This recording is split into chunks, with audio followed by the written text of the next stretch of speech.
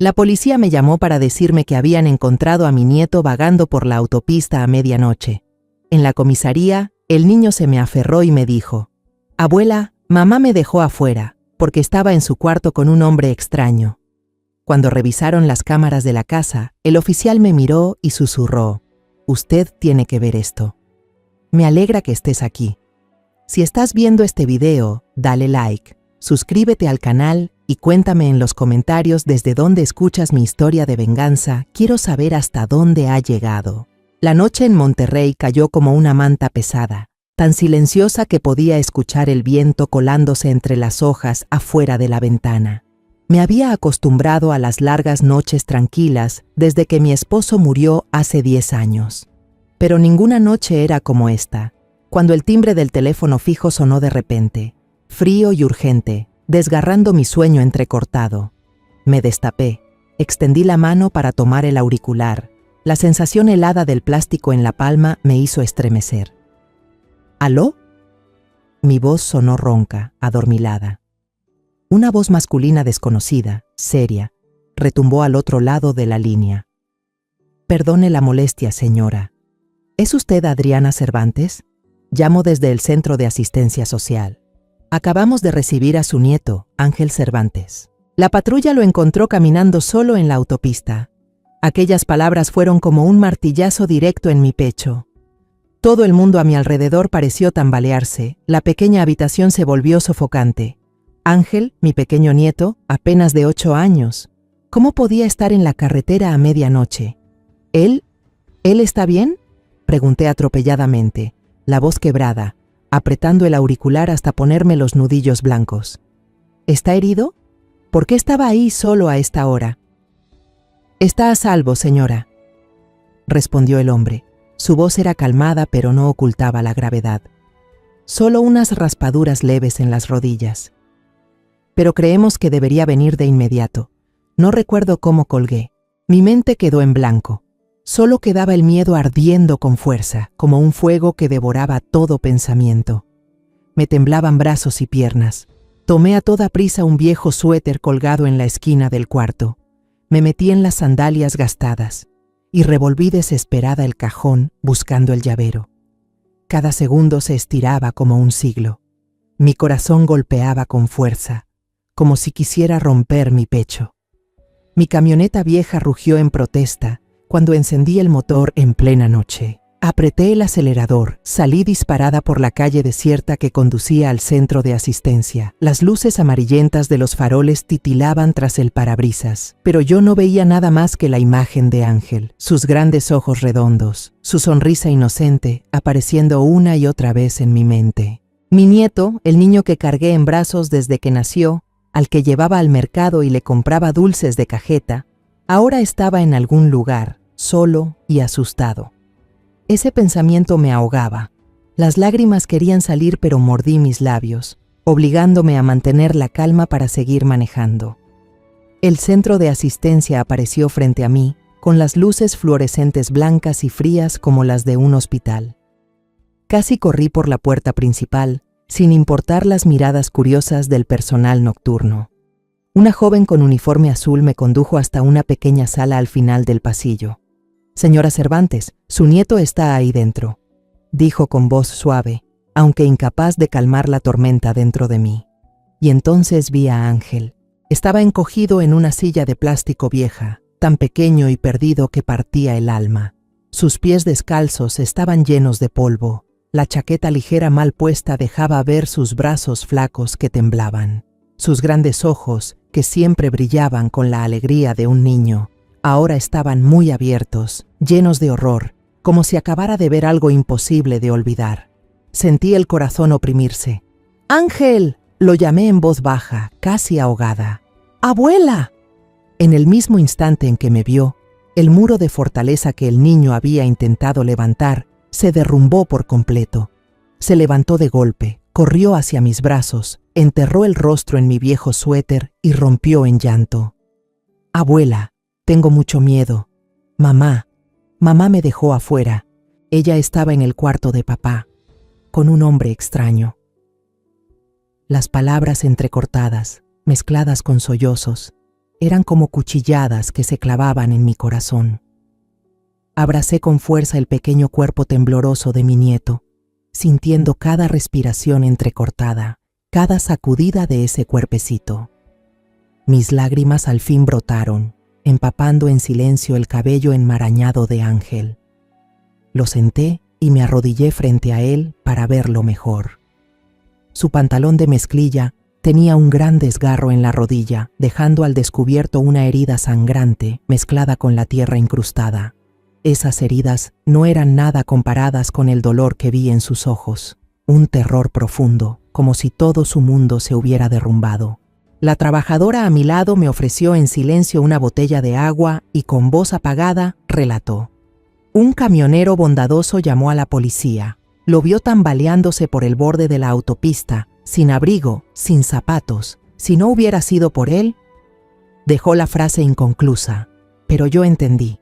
Si no fuera por ese conductor, quizá habría perdido a Ángel para siempre. Entre sollozos, Ángel empezó a contar, con una voz temblorosa, como si temiera que al hablar más fuerte, la pesadilla volvería a repetirse.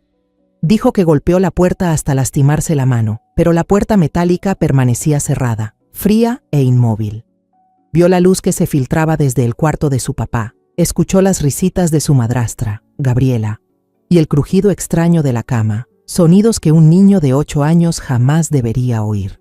Asustado, trepó la reja del patio trasero para escapar. Se cayó, se abrió la rodilla, pero siguió arrastrándose en la oscuridad con la esperanza de llegar al hospital donde yo hacía voluntariado durante el día. Pensé que si encontraba a mi abuela, ella me protegería. Susurró Ángel, con los ojos llenos de lágrimas mirándome suplicante. Cada palabra era como una aguja que se clavaba en mi pecho. Me imaginé a ese niño pequeño, descalzo, con ropa ligera, vagando por la fría autopista, mientras su madrastra, quien debía cuidarlo, estaba en la casa, en el dormitorio de mi hijo, con un hombre extraño. La rabia me consumió, pero la contuve, porque ahora Ángel me necesitaba más que nunca. Lo apreté contra mí como si al soltarlo por un segundo pudiera desvanecerse. «Ya estoy aquí, Ángel. No voy a dejar que nadie te haga daño», le susurré, aunque ni yo misma estaba segura de poder cumplir esa promesa. La trabajadora social cercana intervino con voz llena de comprensión. «Necesitamos hablar con la familia mañana, señora Cervantes. Esta noche puede dejar que el niño se quede aquí para descansar. Nosotros lo cuidaremos». Asentí, pero mis brazos no se separaron de Ángel. La idea de dejarlo en esa habitación fría, aunque solo fuera por una noche, me desgarraba el alma. Pero sabía que él necesitaba descansar, y yo necesitaba tiempo para ordenar mi mente y prepararme para lo que venía. En ese cuarto iluminado por la luz blanca de los tubos fluorescentes, el tic-tac del reloj de pared sonaba indiferente, ajeno a nuestro dolor. Junto a mi oído solo se escuchaban la respiración entrecortada y los sollozos ahogados de Ángel. Mi casa, que alguna vez fue un hogar lleno de risas, ahora solo es un conjunto de recuerdos dispersos. Recuerdo los días en que mi hijo, Daniel, aún joven, trajo a Consuela a presentármela. Consuela, mi primera nuera, tenía una sonrisa cálida como el sol de la mañana y sus ojos brillaban de alegría. Ella me llamaba mamá con un cariño que me hacía sentir como si tuviera otra hija. Solíamos cocinar juntas en la cocina. El aroma del mole poblano se esparcía por toda la casa, mientras Daniel reía a carcajadas contando historias torpes sobre la obra en construcción en la que estaba trabajando. El día que nació Ángel, toda la familia se iluminó. Todavía recuerdo con claridad la sensación de tenerlo en mis brazos, su cuerpecito envuelto en una manta de algodón suave. Solía llevarlo a caminar por el mercado en las mañanas de Monterrey, comprándole los caramelos de cajeta que tanto le gustaban. Ángel me tomaba fuerte de la mano, con sus grandes ojos redondos mirando los puestos llenos de colores, mientras balbuceaba. «Abuela, ¿qué es eso?». En esos momentos pensaba que durarían para siempre. Las cenas en nuestra casa siempre eran como una pequeña fiesta. Daniel hablaba de su trabajo. Consuela cantaba bajito canciones folclóricas mexicanas, y Ángel balbuceaba tratando de hablar, haciendo reír a todos cuando llamaba al jitomate como chitomate. Su cumpleaños número 5 es un recuerdo que nunca olvidaré. Colgamos globos por todo el patio trasero, globos rojos, amarillos y azules que ondeaban con el viento. Consuela había pasado la noche entera preparando un enorme pastel de chocolate cubierto de crema dulce. Las risas de los niños se mezclaban con las felicitaciones de los vecinos. Ángel, con la camisa azul que yo misma le cosí, sopló las velas con los ojos brillando de felicidad. Yo estaba allí, mirando a mi hijo y a mi nuera abrazar a mi nieto, con el corazón rebosante de alegría.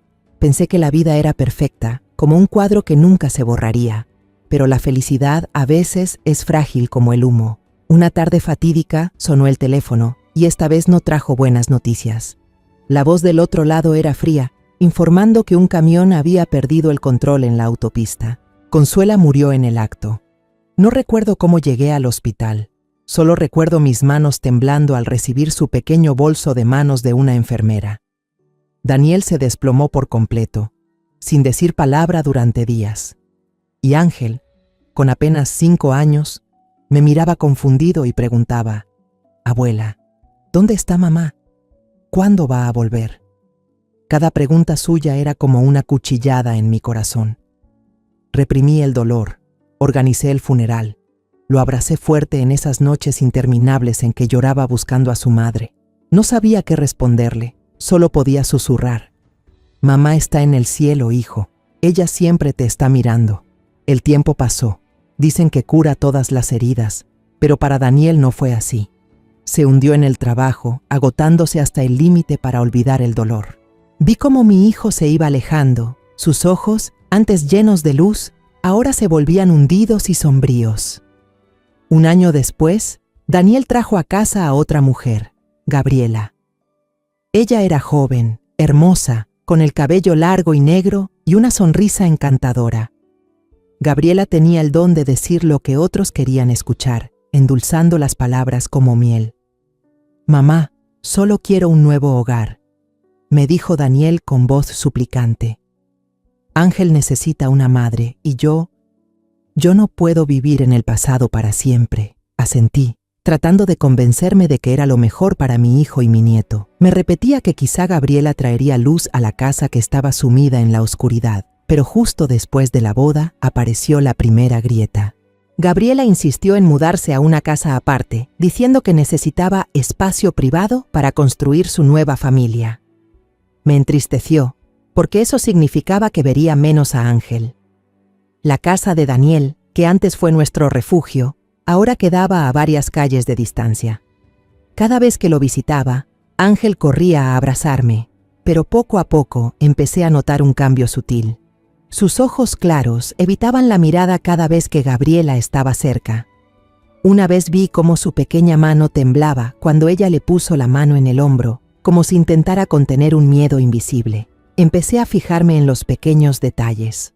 Un día, fui de visita y vi a Ángel sentado solo en un rincón del patio, abrazando un osito de peluche viejo, sin decir palabra. Cuando le pregunté: «Ángel, ¿hay algo que no está bien, hijo?», él solo negó con la cabeza y esbozó una sonrisa forzada. «No pasa nada, abuela», pero en su mirada, en los ojos de un niño de 8 años, no podía ocultarse la inquietud. Traté de insistir, pero cada vez que lo hacía, Gabriela aparecía, interrumpiendo la conversación con una sonrisa fingida. «Ángel se porta muy bien, mamá. Solo está un poco cansado», decía ella, con una voz dulce pero fría. Quise creerle, pero mi instinto de abuela me decía que algo no estaba bien, que algo estaba muy mal. Anoche, cuando Ángel me contó que lo habían dejado encerrado afuera en el frío, todas mis sospechas se convirtieron en una dolorosa realidad. Me quedé allí, abrazando a mi nieto contra mi pecho, escuchando su respiración temblorosa, y sentí un dolor imposible de describir. Me culpé a mí misma. ¿Por qué no me di cuenta antes? ¿Por qué dejé que Ángel soportara todo esto solo? Los recuerdos de los días felices con Consuela, con Daniel, con Ángel, ahora eran como pedazos de vidrio roto, cada uno afilado, cortando mi corazón. Yo había creído que podía proteger a mi nieto, pero ahora solo me sentía impotente y llena de rabia. A la mañana siguiente, Un rayo débil de sol se filtraba entre las cortinas, iluminando el rostro pálido de Ángel mientras dormía en la vieja cama de mi casa. Me quedé de pie junto a él, mirándolo, con el corazón pesado como si una roca lo aplastara. Salí a la cocina, le preparé un vaso de leche caliente y lo dejé suavemente sobre la mesa al lado de la cama. Él seguía dormido, respirando con más calma, pero sus cejas aún se fruncían, como si la pesadilla de la noche anterior no lo dejara en paz. Le acomodé la manta con cuidado y le susurré: «Duerme tranquilo, hijo. Yo me encargaré de todo». Pero dentro de mí, un fuego de ira ardía en silencio, mezclado con el miedo. No podía borrar de mi mente la imagen de Ángel vagando por la autopista, descalzo, con una camiseta fina, solo para huir de su propia casa. Me preguntaba, Gabriela, la mujer en la que mi hijo confiaba, ¿qué había hecho para empujar a mi nieto a esa pesadilla? Decidí que no podía esperar más. Después de asegurarme de que Ángel dormía bien, tomé el manojo de llaves, me puse de nuevo el viejo suéter y conduje hasta el barrio donde vivía Daniel. El camino familiar que llevaba a la casa de mi hijo ahora se sentía extraño, como si ya no fuera el lugar que alguna vez estuvo lleno de risas. Me detuve frente a la casa de Daniel, miré la puerta de madera pintada de verde, ya descolorida, y una sensación de inquietud me invadió. Pero yo no estaba allí para ver a Gabriela ni esperar a Daniel. Yo necesitaba respuestas y sabía que solo había una persona que podía ayudarme: la señora Ramírez, la vecina de enfrente, en quien confiaba que había visto cosas que yo nunca supe. Toqué la puerta de la casa de la señora Ramírez, y cada golpe resonaba como un latido en mi pecho. La señora Ramírez, una mujer de mi edad, con el cabello blanco recogido en un moño, abrió la puerta. Sus ojos reflejaban compasión, como si me hubiera estado esperando desde hacía tiempo. «Doña Adriana», dijo con voz baja, «entre, sé bien a qué ha venido». Esas palabras hicieron que mi corazón se encogiera. Entré. El aire de su casa olía a café recién hecho, pero yo ya no tenía cabeza para notar nada de eso. «Señora Ramírez», fui directo al grano, sin querer perder un segundo más. «Soy la madre de Daniel. Necesito que me diga la verdad. ¿Ha pasado algo extraño en la casa de mi hijo? ¿Hay algo sobre Ángel que yo no sepa?» Mi voz temblaba, no de miedo, sino de la rabia y el dolor que me consumían. La miré directo a los ojos, con la esperanza de encontrar la verdad, por dolorosa que fuera. La señora Ramírez dudó. Sus manos huesudas apretaban el borde de su blusa. Entornó la puerta, como temiendo que alguien la oyera, y bajó la voz para susurrar: «Señora Adriana, yo vi a un hombre extraño entrar a su casa, casi siempre cuando Daniel no estaba. Algunas noches escuchaba música fuerte, risas que venían del dormitorio. No quise meterme en la vida de otros, pero...». Se detuvo, con los ojos humedecidos. «El niño, Ángel, no merece vivir todo eso». Sus palabras fueron como un martillazo en mi cabeza. Sentí que el corazón se detenía, pero me obligué a mantener la calma y pregunté: «¿Qué vio exactamente? ¿Tiene pruebas?». La señora Ramírez señaló el teléfono que descansaba sobre la mesa de madera vieja. «Instalé una cámara de seguridad apuntando al patio delantero. Si usted quiere, puedo mostrarle la grabación de anoche». Mi corazón latía con fuerza, dividido entre la esperanza y el miedo. Asentí en silencio, sin añadir más palabras. La señora Ramírez abrió la aplicación en su teléfono. Sus dedos temblorosos retrocedieron el video. La imagen apareció nítida en la pequeña pantalla, como una película de terror que no quería ver, pero de la que no podía apartar la vista. Vi a Gabriela, con un vestido rojo brillante, arrastrar a Ángel hacia el patio trasero. El niño forcejeaba, sus manitas aferradas al marco de la puerta, pero Gabriela era más fuerte y lo empujó afuera con frialdad.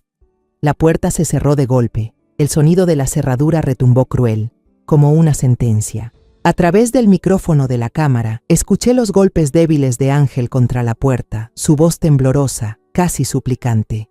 «Mamá, déjame entrar, tengo frío». Pero nadie contestó.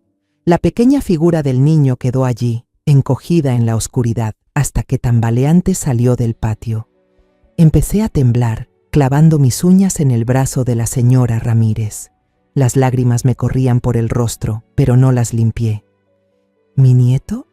¿Mi nieto tuvo que sufrir todo esto?, susurré, con la voz quebrada. Pero el video aún no terminaba. Al poco tiempo apareció un hombre extraño. Ernesto, como lo llamó la señora Ramírez. Tocó la puerta y Gabriela la abrió con una sonrisa radiante. Él rodeó su cintura con el brazo y ambos desaparecieron dentro de la casa, dejando el patio vacío, con solo el viento frío soplando a través. No pude soportarlo más. Por favor, guarde este video para mí, dije, con un tono casi suplicante. Esto será una prueba irrefutable. La señora Ramírez asintió, con los ojos también empañados. El niño ha sufrido más de lo que usted imagina, murmuró con voz entrecortada. Me arrepiento de haber callado tanto tiempo. Debí decirle antes. Tomé su mano, sintiendo su temblor, y supe que ella también sufría. Gracias, susurré. Gracias por no darle la espalda a mi nieto. Salí de la casa de la señora Ramírez, con el teléfono que contenía la grabación pesando en mi mano, como si guardara toda la rabia y el dolor que me quemaban por dentro. Al regresar a casa, cerré suavemente la puerta de la sala. La luz de la tarde se desvanecía por la ventana, tiñendo la casa de un tono anaranjado cansado. Me acerqué a la cama donde Ángel estaba acostado. Ya había despertado. Sus ojos grandes aún mostraban confusión, como si la pesadilla de la noche anterior siguiera aferrándose a su pequeña alma. Me senté. La cama vieja crujió bajo mi peso, y tomé su diminuta mano. Estaba helada. Sus deditos temblaban, como si intentaran aferrarse al último rincón de seguridad. Sentí que el corazón se me apretaba al mirar esos ojos, los de un niño que antes brillaban y que ahora solo reflejaban miedo. Ángel, dije en voz baja, intentando mantener la calma aunque por dentro llevaba un huracán de emociones. Ya vi la cámara. No necesitas ocultarle nada a tu abuela. Cuéntame todo, hijo. Le acaricié suavemente el cabello despeinado, con la esperanza de que mi voz aliviara un poco el dolor que sabía llevaba guardado demasiado tiempo. Los labios de Ángel temblaron, sus ojos se llenaron de lágrimas. Y de pronto, como una represa rota, estalló en llanto, un llanto contenido durante tanto tiempo que ya no pudo detener. Hundió el rostro en mi pecho. Su pequeño cuerpo temblaba como una hoja al viento frío. Abuela, tengo mucho miedo, sollozó entrecortado. Mamá no quiere que me quede allí. Mamá me asusta. Lo abracé fuerte. Mis lágrimas también cayeron, empapando mi viejo suéter. No dije nada, solo lo sostuve con fuerza, para que supiera que ya no estaba solo. Entre sollozos, Ángel empezó a contar, con la voz temblorosa, pero cargada de una firmeza que revelaba cuánto tiempo había esperado para hablar la verdad. Relató las veces que Gabriela llevaba a Ernesto, un hombre extraño, a la casa cada vez que su papá, Daniel, salía de viaje. Ellos se abrazaban en el sofá. Abuela, susurró, con la cabeza agachada, avergonzado de tener que decir esas cosas. Una vez, los vi entrar en el cuarto de papá, en su cama. Su voz se quebró, como si ese recuerdo fuera demasiado pesado para un niño de 8 años. Me mordí los labios, conteniendo la rabia que me ardía en el pecho, pero mi mano siguió acariciando su espalda, animándolo a continuar. Ángel contó una noche en que abrió sin querer la puerta de la sala y vio a Gabriela sentada en las piernas de Ernesto, ambos riéndose fuerte, con copas de vino brillando sobre la mesa. Se quedó paralizado, sin saber qué hacer, hasta que Gabriela volteó y lo miró con frialdad. Ella lo arrastró hacia una esquina y le apretó el brazo con tanta fuerza que le dejó un moretón. Si te atreves a decirle algo a tu abuela o a tu papá, te mando a un orfanato, le susurró al oído con una voz dulce pero cargada de amenaza. Tu papá nunca le creería a un mocoso como tú. Aquellas palabras fueron como un candado de hierro que selló su boca, impidiéndole hablar con nadie. Siguió contando cómo Gabriela fingía ser buena delante de Daniel. Le servía comida, le acariciaba la cabeza con ternura, sonriendo como una madre ejemplar, pero cuando estaban solos, se transformaba. Una vez tiró todo el plato de comida al suelo, las enchiladas esparcidas por todas partes, y lo obligó a recoger cada trozo con las manos. ¿No me agradeces, ese? Gritó con una voz cortante como cuchillo.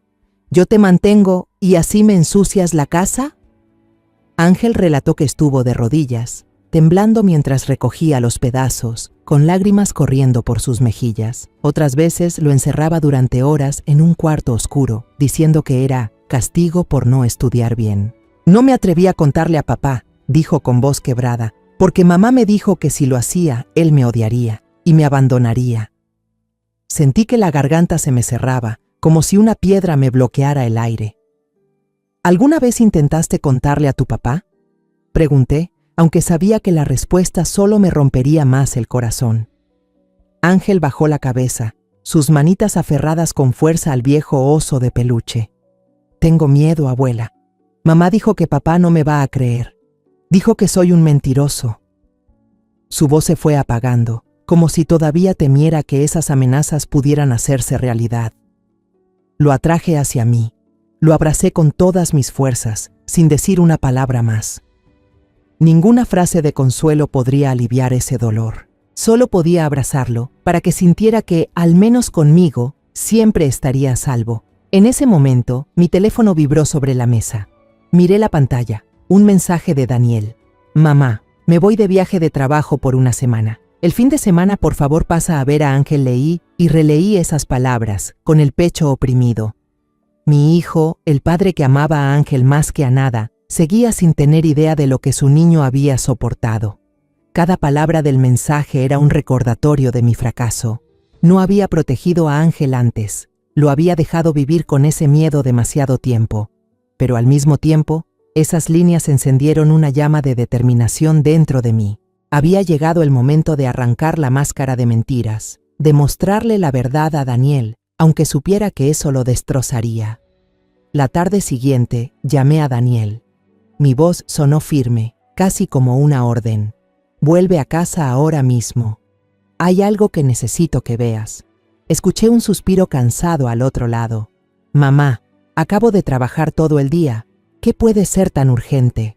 Preguntó con un tono un poco molesto. No preguntes, solo ven, respondí, tratando de mantener la calma aunque mi corazón latía con violencia. No quería explicarle demasiado por teléfono. No quería que malinterpretara nada, ni que se pusiera a la defensiva antes de ver la verdad con sus propios ojos. Una hora después, Daniel apareció en la puerta de mi casa, todavía con la ropa de la obra manchada de polvo, los ojos hundidos por días de trabajo sin descanso. Entró, se dejó caer en la vieja silla de madera de la sala y me miró con una mezcla de cansancio y curiosidad. ¿Qué pasa que es tan grave, mamá?, dijo, con cierto dejo de desconfianza. No respondí de inmediato. Solo puse el teléfono sobre la mesa gastada y con los dedos temblorosos presioné para reproducir el video. No me atreví a mirarlo a los ojos, temiendo que su mirada me hiciera flaquear. La pantalla se iluminó y el video comenzó. Apareció Gabriela, con un vestido rojo brillante, arrastrando a Ángel hacia el patio trasero.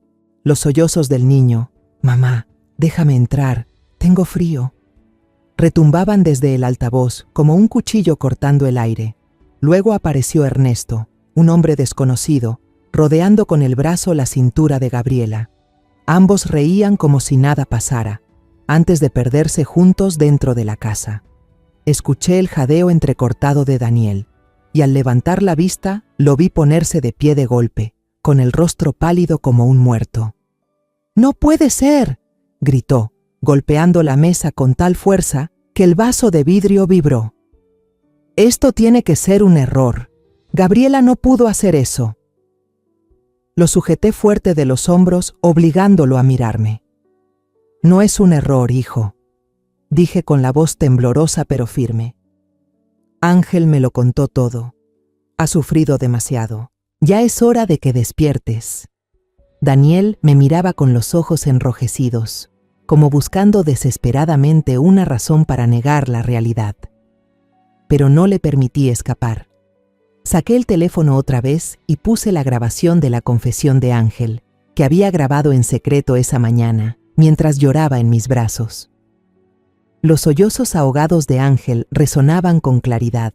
Cada palabra sobre cómo Gabriela lo había amenazado, encerrado en un cuarto oscuro, obligado a recoger comida del suelo, caían como martillazos en el corazón de Daniel. Abuela, mamá dijo que si yo contaba, papá me iba a odiar. La vocecita temblorosa del niño llenó la sala de un silencio pesado. Daniel se dejó caer en la silla, con las manos sujetándose la cabeza, la respiración entrecortada. Vi sus hombros temblar y de pronto las lágrimas empezaron a rodar, cayendo silenciosas sobre la mesa de madera. «Mamá, ¿cómo pude no darme cuenta?», murmuró con la voz hecha pedazos. «Dejé que Ángel soportara todo solo. Soy un padre terrible». Esas palabras fueron como un puñal directo a mi pecho. Quise consolarlo, decirle que no era su culpa, pero sabía que no era el momento para frases vacías. Solo tomé su mano, la apreté con fuerza, para que supiera que estaba ahí, que enfrentaríamos la verdad juntos. Tras un largo silencio, Daniel levantó la vista. Sus ojos estaban enrojecidos, pero brillaban con una chispa de decisión. «Jamás le voy a perdonar lo que hizo», dijo, con voz grave y llena de rabia. «Pero quiero verlo con mis propios ojos». «Mamá, vamos a desenmascararla juntos».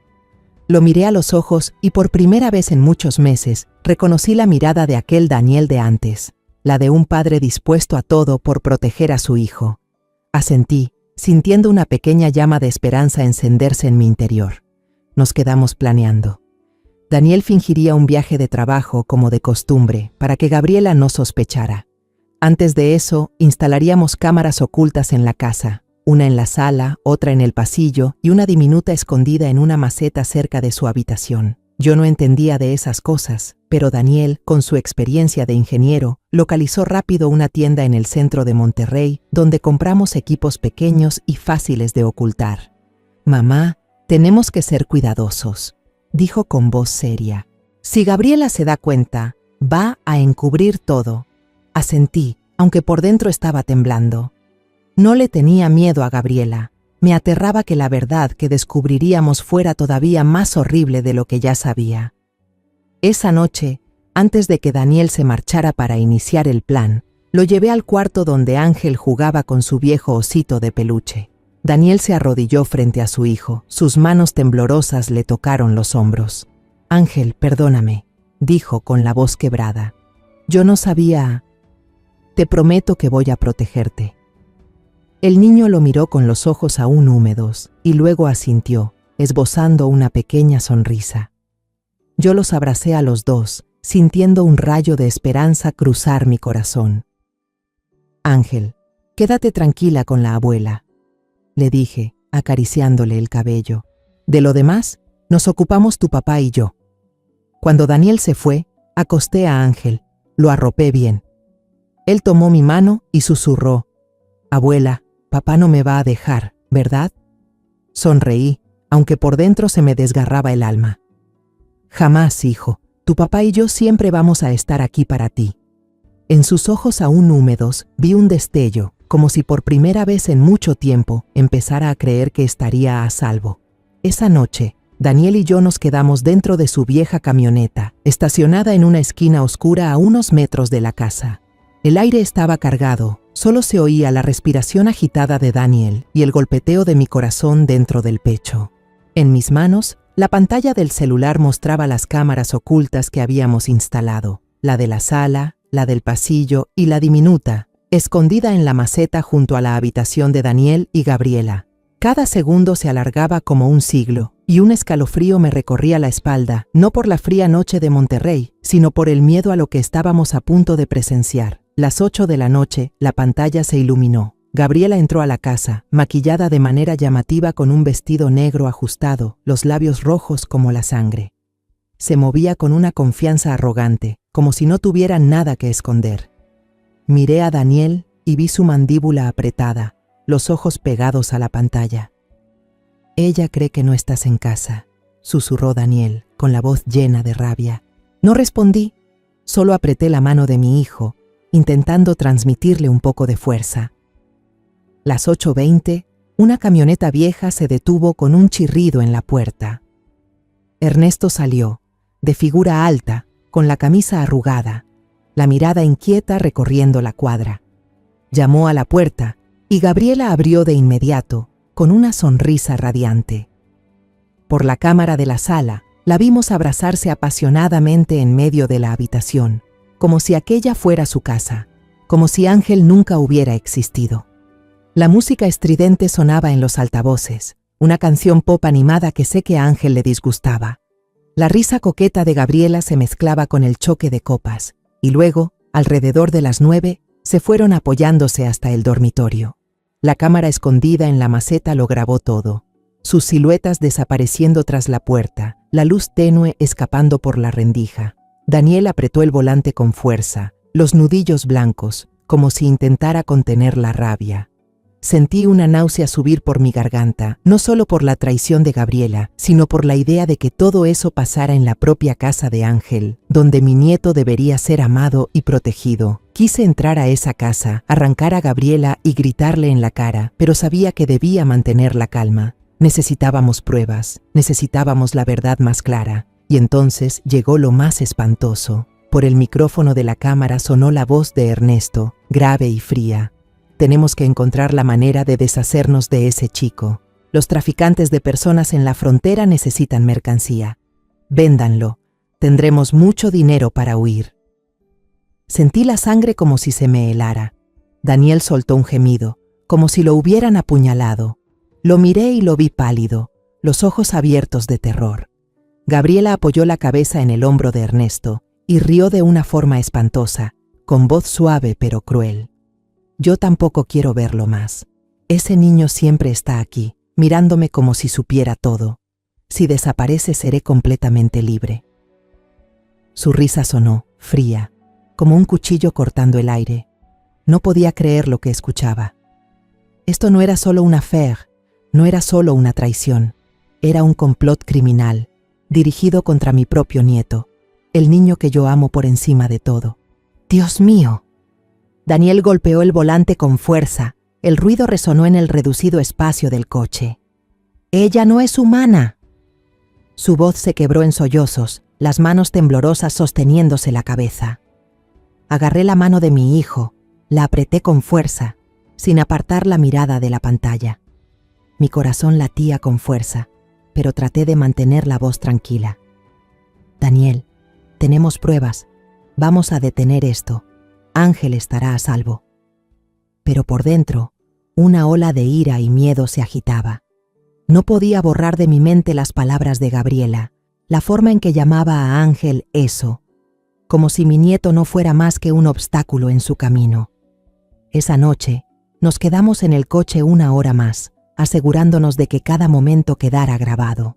Cuando la pantalla mostró a Gabriela y Ernesto saliendo del dormitorio, riendo y hablando como si nada hubiera pasado, supe que ya teníamos suficiente. Daniel apagó el teléfono, las manos todavía le temblaban. «Mamá, quiero que ella desaparezca de nuestras vidas», dijo, con la voz baja, cargada de dolor. Asentí, poniendo mi mano sobre su hombro. «Lo haremos, hijo, pero debemos hacerlo bien.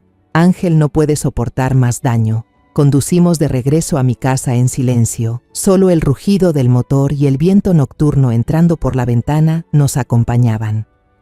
Al llegar, revisé a Ángel y lo encontré aún dormido en la cama, abrazando con fuerza su osito de peluche. Me quedé allí, mirando su carita, y sentí un dolor imposible de describir. Ya había sufrido demasiado, y ahora descubríamos que Gabriela no solo había traicionado a Daniel, sino que también planeaba hacerle lo peor a Ángel. Volví a la sala, donde Daniel estaba sentado, la cabeza agachada. «Mamá, me equivoqué al confiar en ella», susurró. Puse a Ángel en peligro. Me senté junto a mi hijo, tomándole la mano. «No es tu culpa, Daniel. Ella nos engañó, pero ahora lo sabemos y vamos a proteger a Ángel». Saqué una memoria USB del bolso y copié todos los datos del teléfono en ella. Esa pequeña USB contenía ahora la vida de Ángel y el futuro de toda nuestra familia. «Mañana llevaremos esto a la policía», dije con voz firme. Daniel asintió, los ojos todavía enrojecidos, pero con un destello de determinación. A la mañana siguiente, Daniel y yo manejamos hasta la comisaría de Monterrey, sin pronunciar una palabra en todo el trayecto. El rugido del motor se mezclaba con los latidos acelerados de mi corazón. Cada minuto se sentía eterno. Miré a Daniel y vi cómo apretaba la mandíbula, los ojos rojos pero iluminados con una firmeza que no había visto desde que Consuela se fue. Sabíamos que, ese día, todo cambiaría para siempre. En la comisaría, el ambiente frío y severo me hizo estremecer. El oficial que nos atendió, un hombre de mediana edad con el rostro marcado por los años, al principio parecía indiferente. «Diga con claridad la razón de su visita», dijo con voz monótona, hojeando su cuaderno. No respondí, simplemente saqué la memoria USB del bolsillo, la puse sobre la mesa y dije: «Revise esto». Toda la verdad está ahí. Daniel estaba de pie junto a mí, con la mano aferrada al respaldo de la silla, como si intentara contener la furia que lo consumía. El oficial conectó la USB a la computadora y el video comenzó a reproducirse. La imagen de Gabriela arrastrando a Ángel hacia el patio trasero, los sollozos desgarradores del niño y Ernesto apareciendo para rodearla por la cintura, aparecieron con absoluta claridad en la pantalla. Pero cuando la grabación de audio sonó, con la voz helada de Ernesto hablando de vender a Ángel a traficantes y la risa espeluznante de Gabriela aprobando, el rostro del oficial se endureció. Golpeó la mesa con fuerza y se levantó de inmediato. «Esto ya no es un asunto familiar», dijo con voz grave y cortante. «Esto es crimen organizado. Haré el reporte de inmediato». Sentí un escalofrío recorrerme la espalda, pero al mismo tiempo una chispa de esperanza nació en mi interior. Al fin, la verdad había salido a la luz. Se formó de inmediato un equipo de investigación. El oficial nos condujo a una pequeña sala donde una trabajadora social estaba esperando. Querían hablar en privado con Ángel para evaluar su estado psicológico, y yo acepté, aunque me dolía el corazón al tener que dejar que se apartara de mis brazos. Ángel fue llevado a otra sala, donde una joven empleada le sonrió con dulzura y puso frente a él una caja de lápices de colores y una hoja de papel. «Dibuja algo para mí, Ángel», dijo con voz suave. Él tomó el lápiz con duda, pero sus ojos seguían mirándome, como pidiendo ayuda. Yo le sonreí y asentí. «La abuela está aquí afuera, hijo. No pasa nada». Pero cuando la puerta se cerró, sentí como si una parte de mi corazón se hubiera quedado en esa sala. Mientras tanto, Gabriela fue citada en la comisaría. Daniel y yo nos sentamos en el pasillo, en esas sillas de plástico incómodas, esperando. Cuando Gabriela entró, casi no la reconocí. Seguía con su largo cabello negro y sus labios rojos intensos, pero la arrogancia habitual ahora parecía una máscara frágil. Caminaba tratando de aparentar calma, aunque sus manos aferradas al borde de su blusa delataban su nerviosismo. El oficial la llevó a la sala de interrogatorio, y a nosotros se nos permitió observar todo desde detrás de un vidrio unidireccional. El video se proyectó frente a Gabriela y los investigadores. Cuando apareció la imagen de ella sacando a Ángel al patio, su rostro palideció, pero aún así intentó mantener la voz firme. «Me tendieron una trampa. Solo era una broma». Esas palabras fueron como una chispa que encendió mi furia. Ya no pude contenerme. Me levanté de golpe y grité a través del vidrio, aunque sabía que ella no podía oírme. ¿Una broma? ¿Una broma que consiste en sacar a un niño al frío de la noche y planear venderlo? Daniel me sujetó la mano. Tiró de mí para que me sentara, pero él mismo no pudo ocultar su rabia. «Me traicionaste. Traicionaste también a mi hijo», rugió, con la voz temblorosa y los puños apretados hasta que los nudillos se pusieron blancos.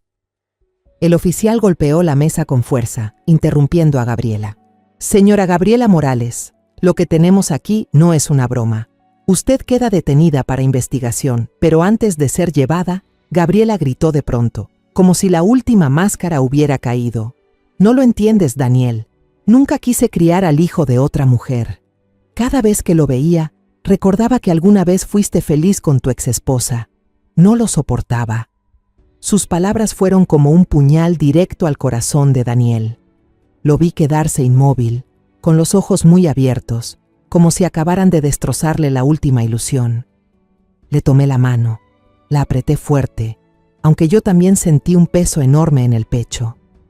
La confesión de Gabriela no solo era una traición, sino la prueba de que nunca había visto a Ángel como su hijo. Cuando Gabriela fue esposada y conducida, todavía gritaba desesperada: «Ernesto vendrá a salvarme, él no me abandonará». Pero su voz se fue apagando, como si ni ella misma creyera en lo que decía. Al ver esa escena, sentí una amarga punzada en el alma, no por Gabriela, sino por Ángel, el niño inocente que había tenido que sufrir el odio de quien debía quererlo. Me giré hacia Daniel. Lo vi con la cabeza gacha, las manos cubriéndole el rostro y los hombros temblando. «Mamá, me equivoqué al confiar en ella», murmuró con voz quebrada. Yo no dije nada, solo puse mi mano sobre su hombro, tratando de transmitirle un poco de fuerza. Esa noche, recibí la noticia de la policía de que Ernesto había huido justo después de la noche en que grabamos el video. «Está implicado en una red de tráfico de personas transfronteriza», dijo el oficial por teléfono. Su voz grave, pero no pudo ocultar su preocupación. «Sin más información, será difícil dar con él». Esas palabras fueron como un cuchillo frío que cortó la poca paz que me quedaba. Miré a Daniel y lo vi inclinar la cabeza, apretando el teléfono con fuerza, como si quisiera aplastarlo para ahogar su rabia. Volvimos a mi casa, donde Ángel estaba acurrucado en el sofá, abrazando el osito de peluche viejo que Consuela le había cosido. Los ojos del niño, aunque menos desconcertados, todavía reflejaban un miedo vago. Le cubrí con una manta, subí la cobija de lana hasta la barbilla y le besé la frente con suavidad. «Duerme bien, cariño», susurré, esforzándome por mantener la voz tierna. Pero Ángel tomó mi mano. Su vocecita sonó en el silencio. «Abuela, ¿y si mi mamá y ese tío se llevan a mí?» Esa pregunta fue como una aguja que se clavó directamente en mi corazón. Me quedé sin palabras, la garganta seca. Solo pude apretar su mano. «Nadie te hará daño, Ángel», prometí, aunque por dentro un nuevo miedo se iba metiendo en mí. Ernesto seguía afuera, y no sabía dónde estaba ni qué planeaba. Me senté junto a él, alisé su cabello revuelto y forcé una sonrisa para ocultar la inquietud que me consumía. Daniel estaba en un rincón de la habitación, con la mirada vacía mirando por la ventana. «Mamá, ¿y si él se escapa?», preguntó con la voz ronca. «¿Y si vuelve por Ángel?». No tenía respuesta. Solo sabía que teníamos que seguir adelante, que debíamos proteger a nuestro nieto. «No permitiremos que eso pase», respondí, con voz decidida, aunque por dentro temblara. «La policía lo va a encontrar, y nosotros mantendremos a Ángel a salvo». Al día siguiente, la policía volvió a citar a Gabriela. A Daniel y a mí nos invitaron a la comisaría para presenciar el interrogatorio, pero esta vez no nos dejaron entrar. Solo pudimos quedarnos detrás de un cristal unidireccional, observando a través de la pantalla. Gabriela entró, su cabello negro ahora suelto y desordenado, los ojos inyectados en sangre pero con una mirada desafiante. Se sentó con los brazos cruzados, los labios apretados como si se negara a hablar. Una investigadora, de figura menuda pero con voz cortante, se inclinó hacia ella. «¿Cree que Ernesto va a volver, Gabriela?», preguntó, con tono grave pero presionando. «Él se fugó, te dejó aquí sola. Ni siquiera te ha mandado un mensaje. ¿Aún quieres protegerlo?». Vi la mano de Gabriela aferrarse al borde de su ropa. Su rostro cambió de color, como si las palabras de la investigadora hubieran tocado una herida profunda. Me puse junto a Daniel y sentí su respiración acelerada. «Ella sabe algo», susurró Daniel, tenso. Asentí, sin apartar la mirada de la pantalla, con la esperanza de que esa presión hiciera que Gabriela se derrumbara. El oficial que estaba sentado al lado continuó, su voz fría. «Si no colabora, será la única que cargue con una condena severa. Mientras tanto, Ernesto se esfumará allá afuera, libre, y puede que se esté riendo de usted ahora mismo». Un silencio cubrió la sala de interrogatorio. Gabriela bajó la cabeza, las manos temblorosas, el cabello ocultando su rostro. Casi contuve el aliento, esperando. Por fin, ella alzó la vista, las lágrimas corriendo por sus mejillas, la voz hecha pedazos. Él planeó cruzar por Nogales. Tiene contactos allí, un tipo llamado Carlos que se encarga de los documentos falsos. Yo voy a decirlo todo, solo atrápenlo. La confesión de Gabriela fue como una ráfaga de aire frío que atravesó la habitación. Apreté la mano de Daniel, sintiendo sus dedos helados. Ella ya habló, susurré, con un alivio ligero, pero todavía con el corazón cargado. La policía comenzó a tomar notas de inmediato. Uno salió corriendo, probablemente para contactar al equipo especial de la frontera. Gabriela se quedó allí, con la cabeza gacha, murmurando: ¿por qué me dejó? ¿Por qué? Su voz ya no tenía arrogancia, solo la desesperación de alguien traicionado por la persona en la que había confiado. Cuando se llevaron a Gabriela, no nos miró. Caminó en silencio, con el rostro cubierto por su cabello enredado. Yo me quedé de pie, sintiendo una amargura indescriptible. No era compasión por Gabriela, ella no lo merecía, sino por todo lo que le había hecho a Ángel, a Daniel, a nuestra familia. Ella eligió el camino equivocado, y ahora, incluso aquel en quien confiaba le había dado la espalda. En el momento en que Gabriela reveló el paradero de Ernesto, sentí un hilo de esperanza colarse en mi pecho, pero al mismo tiempo el miedo no me soltaba. Estaba en mi pequeña casa en Monterrey, con el corazón en llamas. La policía había contactado a las fuerzas de la frontera de inmediato, y un equipo especial fue enviado a vigilar la ruta hacia Nogales, el lugar donde Gabriela dijo que Ernesto intentaría cruzar. El oficial nos llamó, con voz grave al teléfono. Si lo que ella dice es cierto, Ernesto intentará pasar en los próximos días. Lo vigilaremos de cerca, pero usted y Daniel deben estar preparados. Sus palabras hicieron que mi corazón latiera con fuerza, como si cada segundo trajera consigo una amenaza invisible. Miré a Daniel. Estaba sentado en la mesa, con las manos apretadas alrededor de una taza de café ya fría.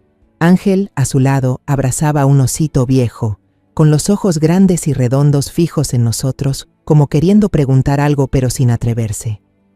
«Abuela, ¿todo va a estar bien?», susurró con voz frágil.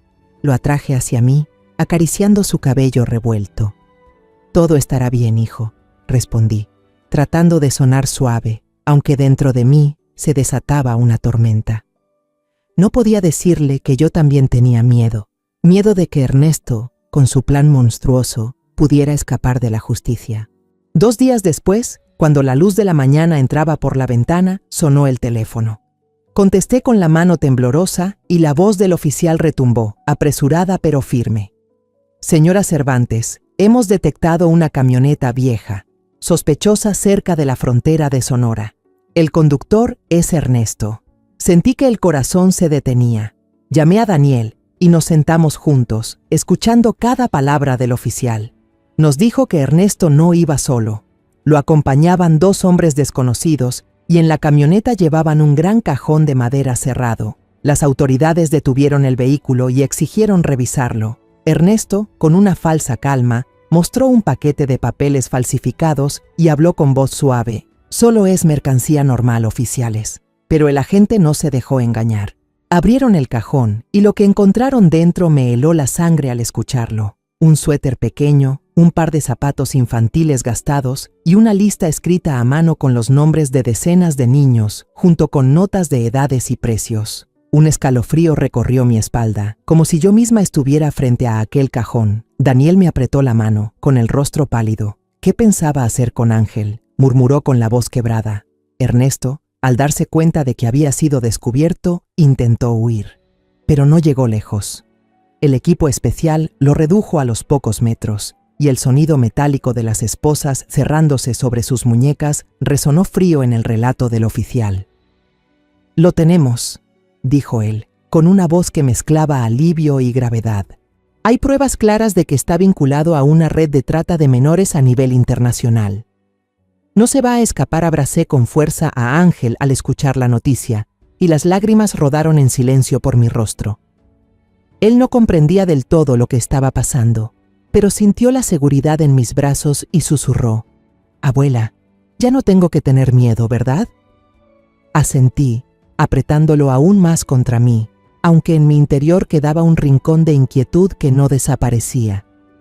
Daniel se desplomó sobre la mesa, con las manos apretadas, entre la rabia y el alivio. «Va a pagar, mamá», dijo con la voz temblorosa. «No voy a permitir que nadie vuelva a dañar a mi hijo». Puse mi mano en su hombro y sentí la determinación intensa en cada palabra. Pero al mirar sus ojos, vi un mar de dolor, el dolor de un padre que había dejado a su hijo caer en peligro sin saberlo. Esa misma tarde, los medios locales estallaron con la noticia. «Desmantelan red de trata en Sonora. Un ingeniero traicionado por su esposa y su amante», titulaba un periódico. El nombre de nuestra familia apareció en todas las portadas, acompañado de detalles desgarradores sobre Ángel, sobre Gabriela, sobre Ernesto. Yo no quería fama, no quería que nuestra vida privada fuera expuesta ante todos. Cada vez que pasaba los ojos por un artículo, era como si alguien echara sal sobre mi herida. «Doña Adriana, ¿está bien?», me preguntó una vecina cuando fui al mercado, con una mirada cargada de curiosidad y compasión. Solo asentí, forzando una sonrisa, y me marché rápido. 3 meses después de la captura de Ernesto, el ambiente en el Tribunal de Monterrey era tan pesado como una tormenta a punto de desatarse. Los pasillos estaban repletos de periodistas, las cámaras giraban sin descanso, y los flashes me mareaban. Sujeté fuerte la mano de Ángel y lo conduje a la sala de audiencias. Su manita estaba helada, pero me apretaba como si buscara el último refugio. Daniel caminaba a nuestro lado, con el rostro serio, aunque sus ojos todavía reflejaban un dolor que no sanaba.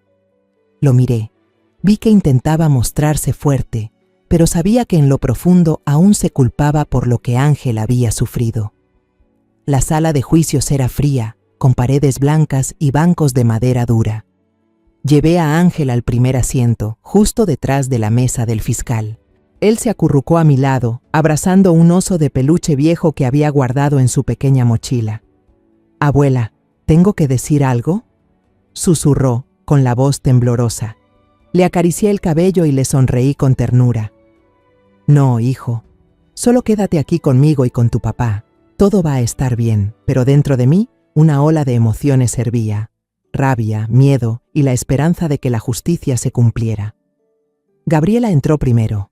Vestía un uniforme gris de reclusa, con el rostro demacrado y el cabello negro, ahora revuelto y sin rastro de la arrogancia de antes. Mantenía la cabeza baja, intentando esquivar nuestras miradas, pero vi cómo sus manos temblaban dentro de las esposas.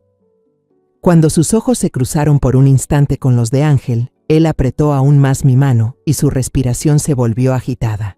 Lo acerqué contra mi pecho y le susurré: «No tengas miedo, hijo. Ella ya no puede hacerte daño». Pero en mi interior, un dolor punzante me atravesó al pensar en todo lo que había tenido que sufrir mi nieto por culpa de esa mujer. Enseguida, Ernesto fue escoltado hacia adentro. Mantenía la cabeza agachada, con las muñecas apretadas en unas esposas, sin rastro de la arrogancia que había mostrado en el video que habíamos visto antes. Ahora parecía un delincuente común, con la mirada esquiva, pero cargada de miedo. Lo miré y sentí como una rabia ardiente se encendía en mi pecho.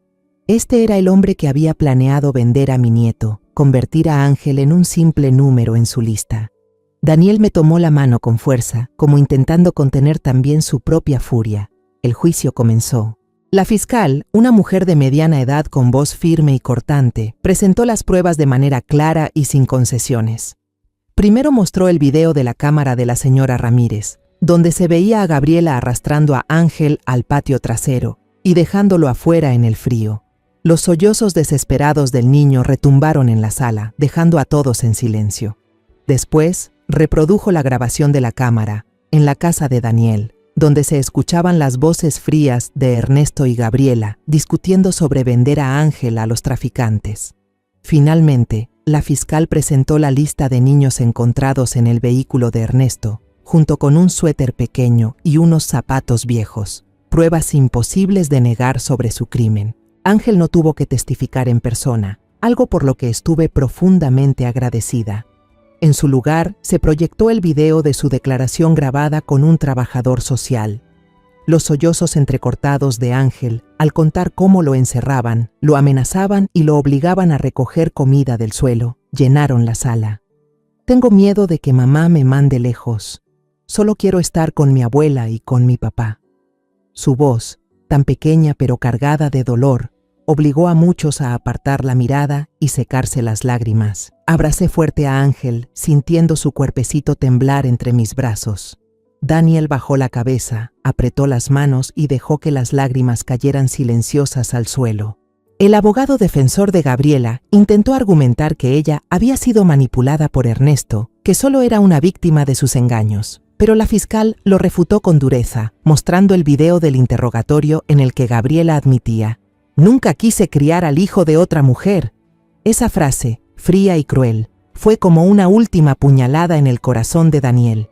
Él se levantó de golpe y gritó: «Ella no merece ser madre, intentó destruir a mi hijo». El juez golpeó la mesa exigiendo orden, pero yo sabía que el grito de Daniel no era solo rabia, era el dolor profundo de un padre que había perdido la fe. Tras 3 horas tensas, el juez dictó sentencia. Ernesto fue declarado culpable de trata de menores y condenado a la pena máxima, cadena perpetua sin derecho a libertad condicional. Gabriela fue hallada culpable de abandono de menores y complicidad y recibió una condena de 7 años de prisión. Al escuchar el veredicto, Gabriela se desplomó llorando desconsoladamente, pero nadie en la sala mostró compasión. Daniel presentó la demanda de divorcio en ese mismo momento y el juez la aceptó, otorgándole a él y a mí la custodia total de Ángel. Cuando la puerta de la sala se cerró, sentí que un peso enorme se levantaba de mis hombros, aunque una tristeza honda aún permanecía en mí. La opinión pública explotó después del juicio. La prensa bautizó a Gabriela como la madrastra más cruel de Monterrey, y nuestra historia apareció en todos los noticieros. Odiaba ver el nombre de mi familia expuesto de esa manera, pero sabía que era el precio de que se hiciera justicia. Los vecinos empezaron a mirarnos con lástima, y cada vez que iba al mercado, escuchaba los susurros a mis espaldas. Pobre doña Adriana, tener que enfrentar algo así. Yo solo bajaba la cabeza y seguía caminando, con el corazón pesado. Unos meses después, cuando las tormentas comenzaron a calmarse, decidimos dejar Monterrey y mudarnos a una casita en las afueras, donde nadie conocía nuestra historia. La nueva casa tenía un pequeño jardín, y yo empecé a plantar de nuevo las hileras de flores y los tomates que tanto le gustaban a Ángel. Cada tarde, mi nieto y yo regábamos juntos, riendo cuando el agua salpicaba nuestras camisas. Ángel volvió a la escuela, y me di cuenta de que sonreía más, que ya no se sobresaltaba cada vez que alguien mencionaba a mamá. Daniel también cambió. Pasaba más tiempo con su hijo, lo llevaba a jugar fútbol, le contaba historias sobre las obras que estaba construyendo. Un día, mientras el atardecer teñía de rojo el jardín, Ángel corrió a abrazarme y me susurró: «Abuela, ya no tengo miedo. Sé que tú y papá siempre me van a proteger». Aquellas palabras hicieron que mi corazón se derritiera. Lo abracé con fuerza, miré el cielo encendido a lo lejos, y dentro de mí, una voz murmuró: «La puerta que Gabriela una vez cerró es la misma puerta que se cerró para siempre a quien no merecía ser madre». Yo sabía que las cicatrices en el corazón de Ángel no sanarían fácilmente, pero con el amor mío y de Daniel, él volvería a encontrar la luz, y haría todo lo posible para asegurarme de que esa luz nunca se apagara. Después de todo lo vivido, comprendí algo. La familia no es solo un lazo de sangre, sino el lugar donde cada niño debe ser amado y protegido sin condiciones. Cuando los adultos se ciegan por la soledad o son engañados por palabras dulces, son los niños inocentes quienes cargan con las peores consecuencias. Quiero decirles que, si de verdad amamos a nuestros hijos y nietos, nunca debemos ignorar las señales de su dolor. La justicia llegará tarde o temprano, pero el amor y la protección a tiempo son la muralla más fuerte contra la tragedia.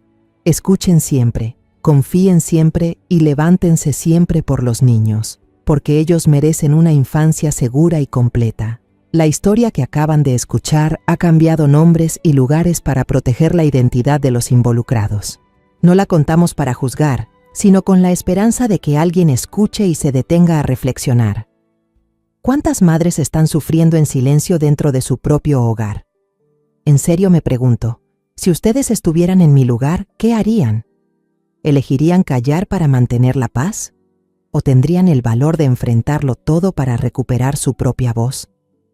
Quiero conocer su opinión, porque cada historia puede convertirse en una vela que ilumine el camino de alguien más. Dios siempre bendice, y estoy convencida de que la valentía nos llevará a días mejores. En este momento, en la pantalla final dejaré 2 de las historias más queridas del canal. Estoy segura de que les sorprenderán. Gracias por haberse quedado conmigo hasta este instante.